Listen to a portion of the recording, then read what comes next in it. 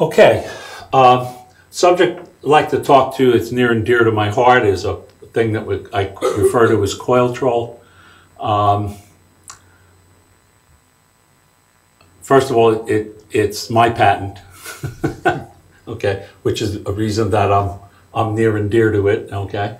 But over the years, I've instrumented more than 1,000 chilled water plants, okay? And I put chilled water reset in virtually every one of them, okay? And without exception, the reset schedule that I thought that I could maintain in the building was a lot more aggressive than what the operators felt they could use.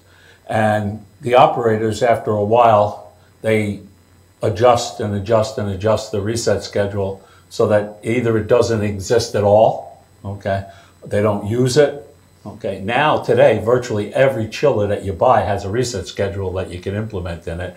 Some of them work off outside air and whatever, but there's a variety of reasons why chilled water reset doesn't work, that gives you problems that's associated with it.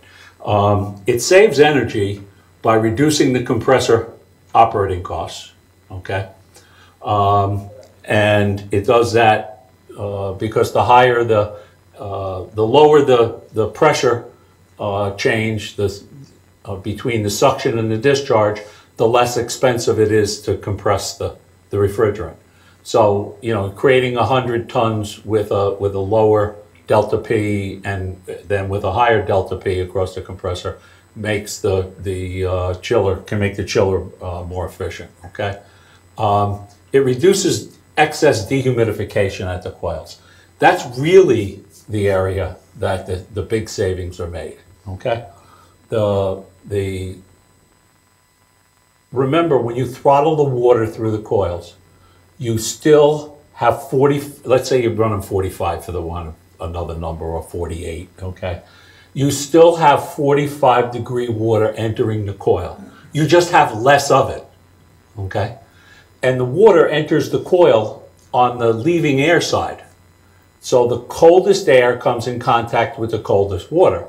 So even though you're throttling the water through the coil, you're still doing all of the dehumidification, okay? Whether you need it or you don't, okay? So that's a problem.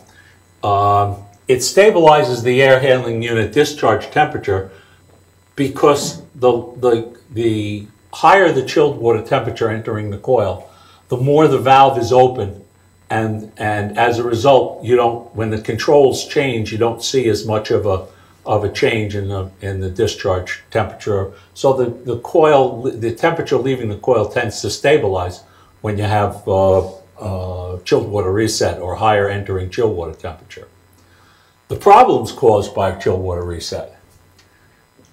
As soon as you raise the chilled water temperature, the valve's open and the pump has to pump all that water, okay?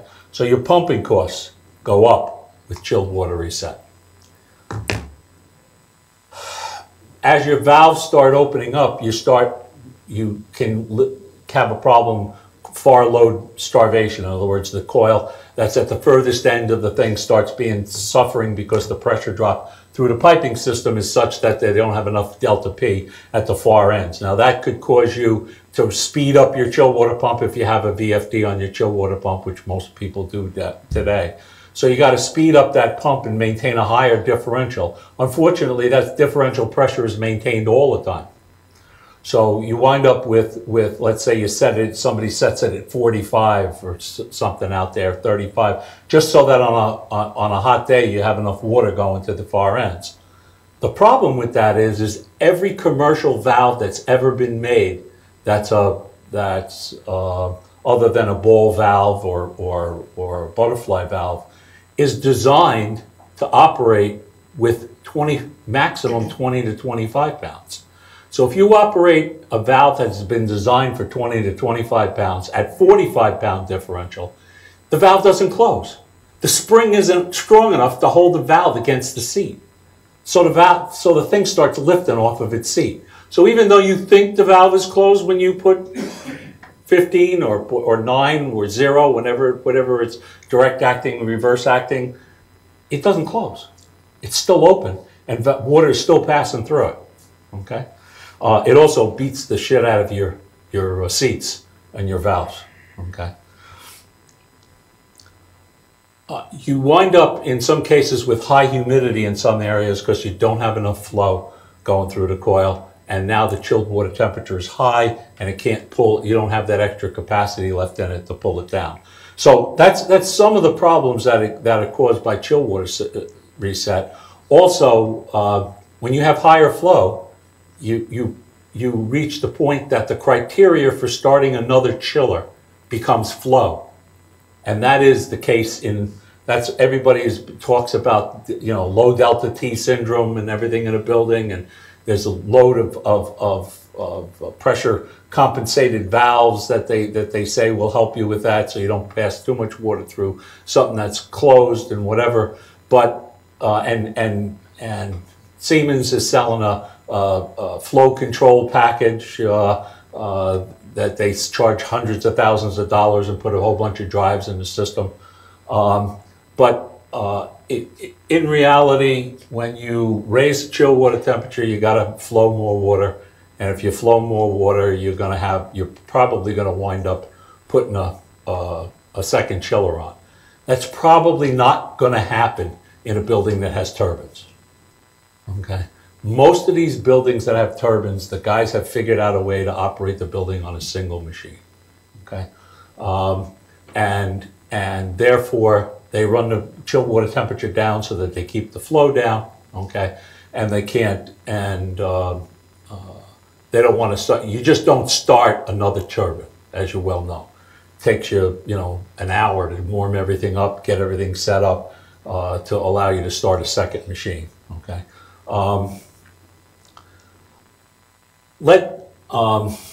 And there's various and assorted schemes out there to try to control control chill water and discharge air temperature from relative humidity. I will say confidently that none of them work. Okay, it doesn't make any difference whether you're Johnson, Powers, Honeywell, Foxborough. I don't care who you are. You can't make that work because humidity interacts with temperature, so that's why they call it relative humidity. Huh? When the temperature goes down, the relative humidity goes up. So if you lower your chill water temperature and you get your discharge air temperature down, the relative humidity goes up, which then calls for the chill water to be lower, and so it's an endless cycle. It's a Foo-bird loop. Okay, Foo-bird is defined as a bird that flies in increasingly smaller circles until it flies up its own ass. Okay. So anyway, that you wind up with trying to control from relative humidity as a Foo-bird loop. Okay, so we talked about putting additional chillers on, and the effort that it takes the engineers just to police that whole situation makes it a non-practical way of doing things, okay? So most operators tend to limit it, bypass it, or completely shut off chill water reset. And it's something that, after putting 1,000 of these things and going back and servicing them after the years, it was pretty clear to me that it is difficult. The systems I put in were a little bit better because I was doing something close to what this is, but not exactly the same, okay? What the criteria for starting air conditioning last week, okay, when it was 60, 63, 64, okay, but it was dry, okay, and the sun load was pretty heavy, okay, so most of the people started a chiller last week based on the sun load in the tower of the building. Okay. The rest of the building could be satisfied with 62, 63, 64 degree air. Pulling that 100% outside air through the economizer cycle, and then they picked up 1 or 2 degrees across the fan, and for the most part, places were satisfied. The reason that they would need air conditioning is the sun load, typically in the tower, and the relative humidity. As soon as the humidity starts to go up, that's when the load starts hitting the air conditioning. That's when people start getting uncomfortable, okay? And this just goes back to Dr. Carrier and the design of psychometrics when he first invented air conditioning, okay? So what I was looking to do is I was, doing chill water control systems, as I said, more than half of the high-rise office buildings in Manhattan at one time had my chiller controls on them, okay? So I did a pretty good job of marketing that in New York. Subsequent to that, a lot of those chillers have been ripped out. Shows you how old I am. And a lot of the features that I had built into my Thermomizer chiller controls actually came with the new chillers, like PID control and chill water reset and some of that stuff. So I moved on. I worked in the pharmaceutical industry for tight temperature and humidity conditions, and where it's important because the efficacy of the drug is directly proportional to how much medicine's in that capsule, and the amount of medicine that's in that capsule is directly proportional to its weight, and its weight is directly proportional to the relative humidity that you pack the pill at, okay? So it became very, very critical to hold very close temperature and humidity conditions in pharmaceutical manufacturing applications. And at that time, we found out, there's just no way we could control from relative humidity. But we did find that if we controlled from absolute humidity, the grains of moisture in the air, that's an absolute number. So if we could control from grains of moisture, and then assume that the relative humidity was all right if the temperature was between this temperature and that temperature, we could make the rooms very, very comfortable. And in fact, when Kieran over here worked for Wyeth, we did a group of maybe 20 critical temperature and humidity rooms and held the temperature plus or minus 1/10 of a degree and the humidity plus or minus 0.5%, 24/7, 365. Okay, so it can be done, okay, but it required some different type of control. So what I wanted to do was when I was designing air handling units for a while, I was selling and designing custom air handling units. I learned a whole lot more about the coils, where we're really delivering really delivering the cooling. So the Coli-Trol is a process where we reduce the excess cooling in the coil, and most of that excess cooling is done either as sensible, because we're resetting the discharge air temperature coming off the coil, and as latent. And those numbers can be anywhere from 15 to 25%, depending on what temperatures you were operating your discharge air, on your air handling units to start off with. We came up with a way of reducing the pumping costs by 20 to 40%. We found out that I could increase the delta T across the chill water system to 20 or 25 degrees. Now I can't do that with the chillers, so now my limit is no longer the controlling the coil on the air handling unit. My limit now becomes what is my chill water plant capable of doing from a delta T standpoint, okay? And by the way, if you slow the flow down through a chiller, you can easily get 17 degrees from it, okay, without going outside the design operating parameters for a chiller, okay? And more importantly, it improves the comfort level because we no longer see cycling in the discharge air temperature. We hold it nice and steady. It increases the lifespan of the chillers because we're not running anywhere near as many chillers as we would have. And it comes down to variable coil flow versus variable temperature control, okay? Right now, all the chill water coils are controlled by varying the flow through the coil. Coli-Trol varies the temperature of the water in the coil. It's chilled water reset for the air handler.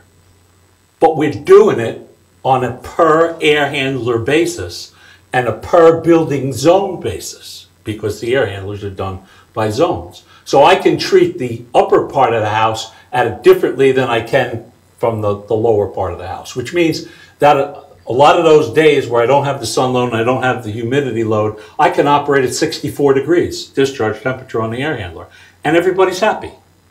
Okay, so it becomes, you know, what's the typical? You vary the flow through the coil.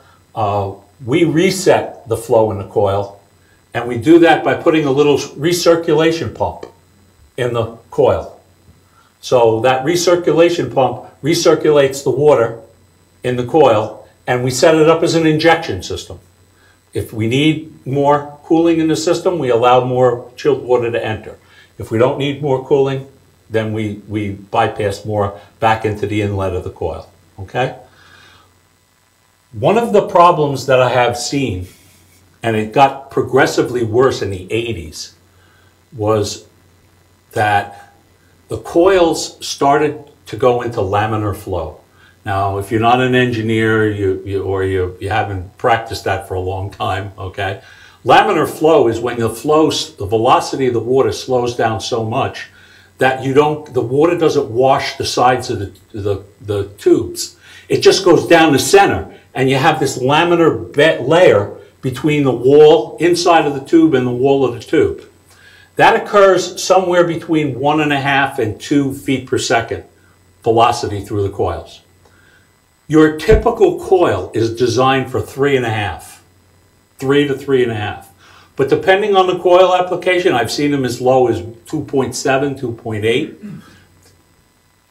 That means that as soon as the velocity gets down to 1.8, let's say, on a coil that's designed at 2.8, I go into laminar flow. It no longer exchanges heat with the air. It does, but at severely decreased rate.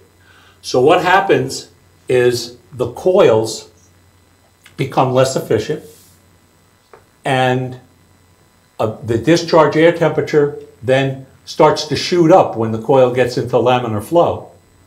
The discharge starts to shoot up. When it shoots up, the controller automatically goes back and opens up the valve to bring it back to non-laminar flow, to turbulent flow. And that's why on a lot of DDC systems that you see, you got this. And this happens, that cycle might be 10, 15, 20 minutes, okay? It's not like this, it's not happening every 5 seconds, but it's a 10 or 15. Well, what that does is it causes the temperature and humidity in the spaces to go to follow that same curve, okay? Especially the humidity. So that is a problem, and that's the limit. You wind up, the way the operators get around that problem is they set the discharge air temperature down lower. That keeps the valve open longer, okay? But it also causes excess dehumidification and excess sensible heat removed. I'm telling you that most of the coils can't throttle below 40%. And I do a coil selection. I have a computerized coil selection program. I take all the parameters from your coil and I put them into the program, and then I step through the program and I find out what GPM that coil goes into laminar flow. And wherever it goes into laminar flow, I put a pump in that's 20% higher in flow for recirculation. So that pump always keeps that coil out of laminar flow conditions. You always get good heat transfer. You didn't see this problem when you had pneumatic controls. And the reason you didn't see it is you only had proportional only controls, which means you had a throttling range. That means if it was set at 55 and you had a 5-degree throttling range, the discharge air had to go to 52.5 for you to close the valve, and it had to go to 57.5 to fully open the valve. And that was the throttling range of the system, 52.5 to, well, it wound up when the load dropped off and the valve started to close, the discharge temperature would go down, but the valve didn't go necessarily close all the way. So you didn't see the problem, and plus pneumatics are a lot slower than electronics. So you wind up not seeing that problem with laminar flow so much in a pneumatics. But when you have a PI controller, that valve could be 10% open at 5% of load. It could be 10% open at 100% of load. It could be any place in between there. So the problem is something that we created for ourselves when we put DDC control in, and we decided that we wanted to get rid of that proportional offset and make that air handling unit much more efficient. So what we are trying to do is we use the grains of moisture. The problem with changing the discharge air temperature is not losing the humidity control. So we use grains, what I call grains control in the Coli-Trol. I measure the temperature, humidity, I calculate the grains. I know if the grains are 64 or 65 grains per pound of dry air, and my temperature is between 72 and 75, my relative humidity is someplace between 50 and 55, which means my people are comfortable, okay? And I have no interaction between the two control systems. In other words, my two control variables, because one is absolutely the absolute humidity is totally independent of temperature.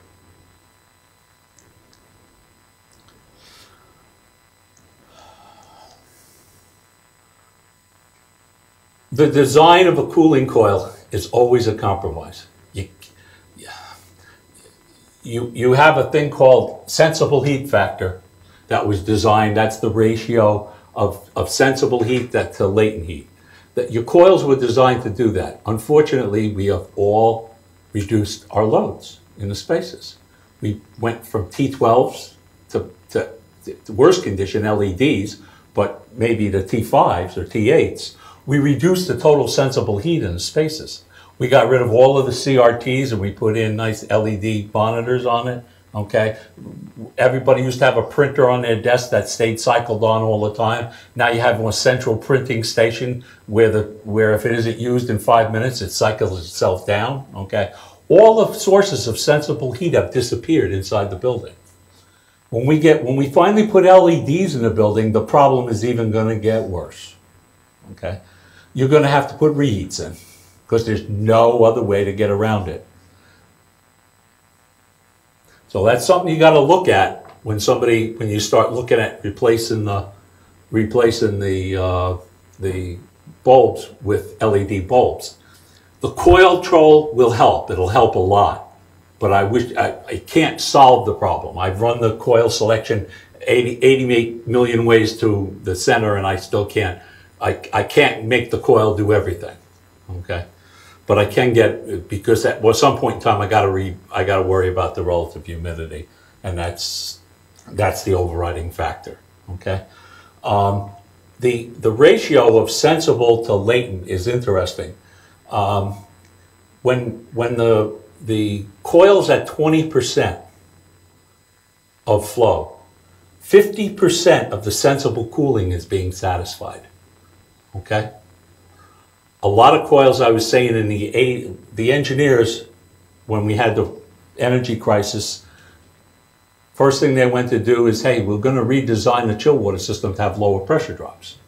Then our pumps can be smaller and whatever. Well, the only problem with that is they went to the coils and they designed the coils with very low pressure drops, which means very low velocities, which means that some coils can't throttle below 60%.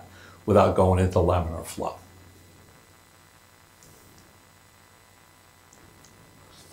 That's what looks like laminar flow. This is a pictorial of what turbulent flow is.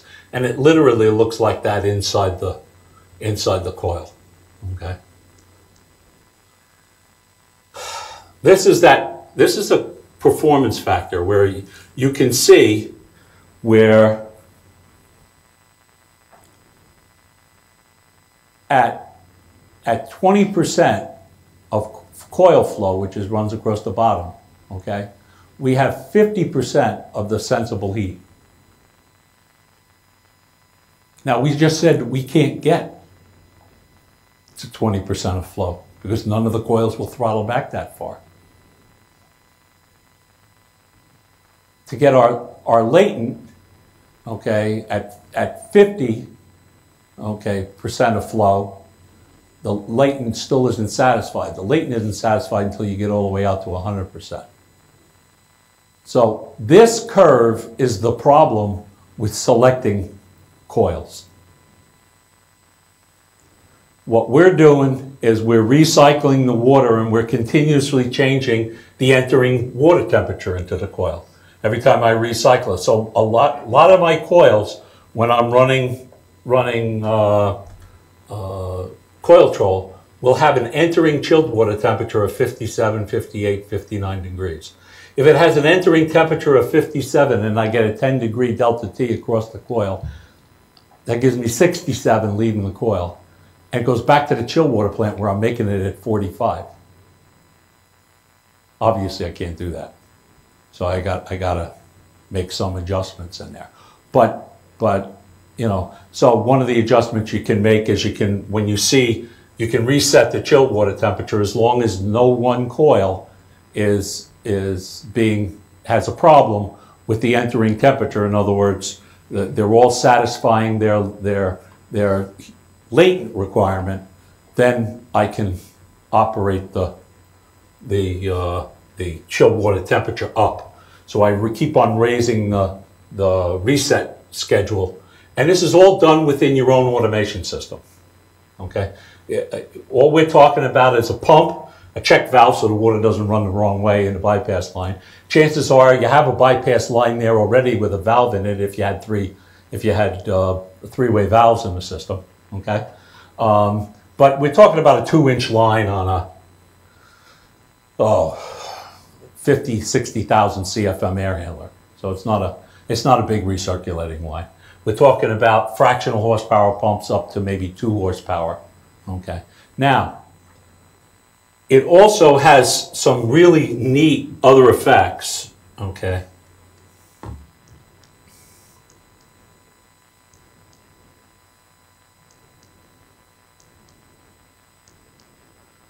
There's a picture of a simple way of doing it. Okay. So we measure, you know, return air temperature and humidity. We calculate the grains. Okay, I like to look at the leaving water temperature and the supply water temperature, but that can come from the building automation system. It doesn't make any difference.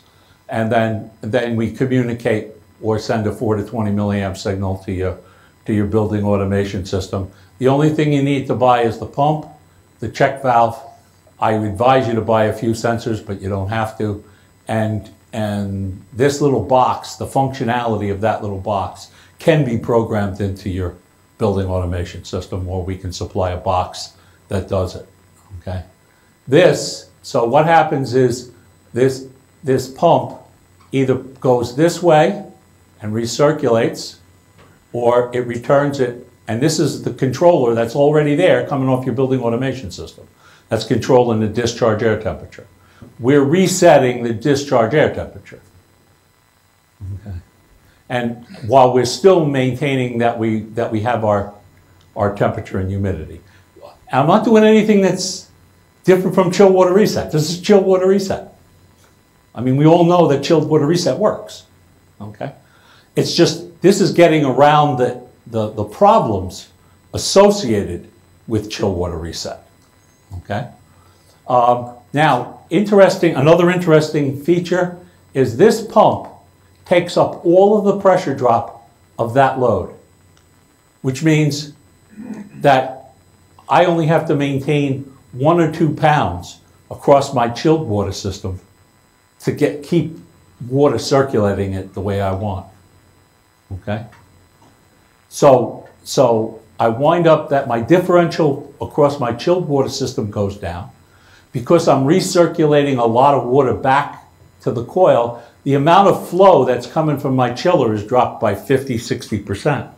So my pumping horsepower goes way down back at the chill water plant. I have a lot more chilled water available for all of the other loads, and This is a completely self-balancing system. You don't need VFDs, you don't need pressure compensated valves, which are not cheap, okay? That one pump, which let's say this is a 50,000 CFM air handler and it's a 2 horsepower pump, is around $1,200. Not a lot of money. And this pipe going across is probably a 2-inch piece of copper. So the installed cost of this thing is low. The payback is in months. Not years, in months. Okay? And it solves a lot of your balancing problems. You'll never need a balancer again. Okay? The only problem you can have is if you start running the thing, if you try to creep too much out of it, you could theoretically get the flow down below the minimum flow for the chiller, and then the bypass valve has to open on the chiller, back to the system, so that you're maintaining a minimum flow through the chiller. What we do is we look at your coils. If you don't have the data on your coils, we just take the measurements, physical measurements of the coils, you know, the rows and cross-sectional area, and we run the coils through that coil selection program, so we know where min and max is and where the best place to operate that coil. And then chances are there's probably only 3 different size pumps. You know, one for 10,000 CFM, one for 50,000 CFM, and one for 100,000 CFM. Everything fits in between. Okay, and then you could have the cost of a few temperature sensors. That temperature and humidity sensor is critical. That's got to be a good sensor. Okay, you can buy a good temperature sensor, and by good I mean they'll guarantee accuracy for 5 years, for $250. Not a lot of money. Okay, if you need 20 of them in a building, and you have at $250 a piece, you know, you just spend $5,000 and that's it. That does the whole building. The circulator pump just runs continuously, never shuts off. Winter time you use it for freeze protection. And you don't have to run your primary chill water pump downstairs, which is, some of these systems, the primary chill water pump is, you know, 200 horsepower, 150 horsepower. Huh? That's a 250 horsepower pump. Yeah, and you don't need it if you're continuously. You might have to jog it every once in a while because the water in it's eventually going to get too cold, but you might have to jog it every once in a while, or run it at some very reduced level just to keep the water moving through the system. Okay, but that will pretty much stop you from freezing. That pump will pretty much stop you from freezing that coil. It's simple, it's not expensive, and it has a great payback. So who's going to give me their wallet and credit card number? Okay. You wanted money. Yeah. You got plenty. Okay. This is a very simple solution to a very complicated problem that it took me 46 years to figure out in the industry. Okay. And John, the high delta T. What's that? We are only injecting cold water as much as you need. Yeah, it just injects warm water coming out. Yeah, this is coming in at 45 or 48 from your plant, right here. And then it's mixing with the water coming back from the coil, which may be 55 or 58. And then so going into the coil, it might be, you know, 56, 54, depends on how much. As that valve opens and lets water out of the system, this then lets cold water into the system. Whatever goes out can come in. But other than that, this is just it's your typical injection system. It's what you have in your secondary system on a in your building on your chilled water system. Okay. You can probably do a whole building, you know, if you have 6 air handlers or 8 air handlers, you can probably do the whole building for less than $100,000. Okay, and your payback on it, you're probably on a building, million square foot building, you're probably using $800,000 to $1 million worth of cooling energy, and this, and don't the savings on the chilled water pump is very substantial. If I take a 40% savings on a 250 horsepower pump, that's 100 horsepower. Okay, that's a very running 3,000 hours a year. Okay, 2,500 hours a year. So it's a big number. Okay.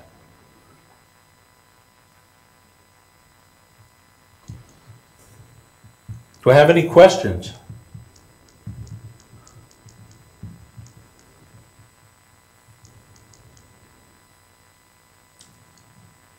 It's pretty simple. And again, it's chilled water reset. That's all it is, with a little nuance of using that grains control as a usable variable to stop you from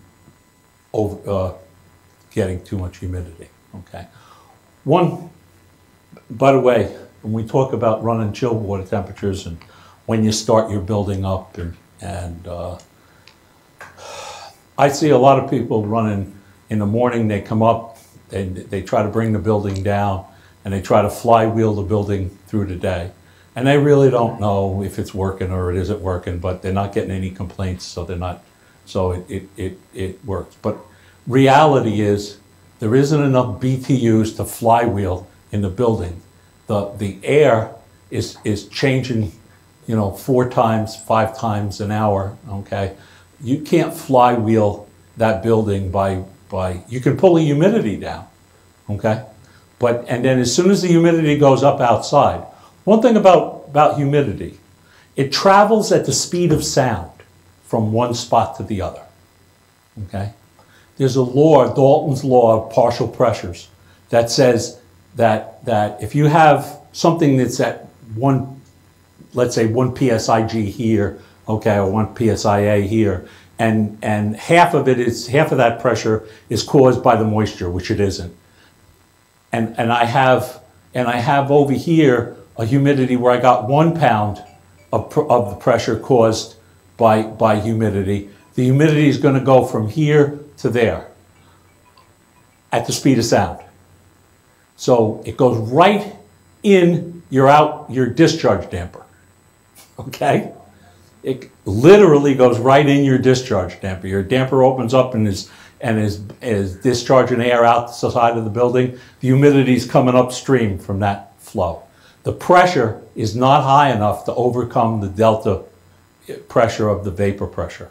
Means that when your dampers open up and you say you open your damper 10% or 5%, the humidity comes through there at the speed of sound. If the relative humidity in the building, if the humidity pressure in the building, the vapor pressure in the building is a lot lower than the vapor pressure outside, the vapor from outside is going to come into that building at the speed of sound. You can't beat it. So all you can beat it with is more energy. Let's keep cranking more humidity out. The faster you crank humidity out, the faster it comes in. Okay? So you're shoveling shit against the tide, right? You can't beat it. So all you can want to do is pull your building down to 53 or 54%, or it's even better, grains, okay? If you pull it down to 64 grains, then stop. Don't try to pull it down any further because you're wasting your time. And you're not going to lose your load. As long as that grain doesn't go above 64, you're not going to lose your load. It's not going to happen. It can't happen. Okay? You lose your load because the humidity gets up so high in the building that you can't, all the air that you're trying to introduce to the building can't cool it down.